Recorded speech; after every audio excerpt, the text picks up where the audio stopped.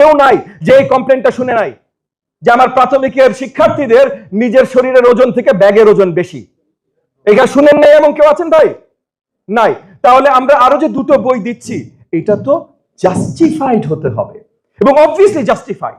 Sports education, cultural education, এটার জাস্টিফিকেশনটা এত বড় যেটা আলাদা করে আলোচনারও দরকার নাই। তবু আমি জানি আপনারা সবাই জানেন এটার জাস্টিফিকেশন। কিন্তু এই বইটা যদি ওই কারিকুলামের অন্তর্ভুক্তি পরে যে না হতে পারে, যদি এটাকে বাইরে রেখে আবার নতুন করে কারিকুলাম আবার নতুন আবার টেক্সটবুক সাজাতে হয় 28 তাহলে কিন্তু এটা সার্থকতা আমরা কাউকে দেখাতে পারবো না। তো ওই জায়গা থেকে আপনারা এই যে ডিজাইনের কাজটা নিয়েছেন, এটা অনেক বড় কাজ, এবং এগেন আপনাদেরকে ধন্যবাদ, অন্তঃস্থল থেকে ধন্যবাদ জানাই। এত বড় দায়িত্বগুলো আপনারা আমাদের শিক্ষার্থীদের জন্য নিচ্ছেন এটার জন্য।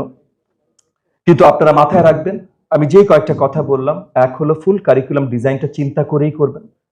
একই সাথে টেক্সটবুক, মানে টেক্সটবুকেরও যে 5টা ভ্যারিয়েশন যেটা বললাম, এইগুলোর কথাও চিন্তা করে আপনারা আজকে যখনই টিচারের ট্রেনিং ফ্যাসিলিটি, আরেকটা গুরুত্বপূর্ণ বিষয়, কারণ আমি মিউজিক ফ্যাসিলিটি কতখানি দিতে পারছি, ড্রামা ফ্যাসিলিটি কতখানি দিতে পারছি, আমি স্পোর্টস ফ্যাসিলিটি কতখানি দিতে পারছি, দাবা আমি সহজে ফ্যাসিলিটি দিতে পারছি, ক্রিকেট হয়তো আমি সহজে ফ্যাসিলিটি দিতে পারছি না, ফুটবল এটা হয়তো রিলেটিভলি সহজে আমি ফ্যাসিলিটি দিতে পারছি, আমি প্রাথমিকের কথা বলছি, মাধ্যমিকের না।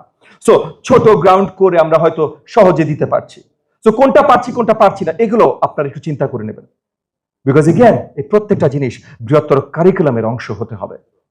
এই জায়গায় আমরা আমাদের শিক্ষার্থীদের উপরে কোনো আনডিউ বার্ডেন দিতে চাই না। আমরা নতুন বাংলাদেশ গড়ার প্রত্যয় নিয়ে কাজ করছি।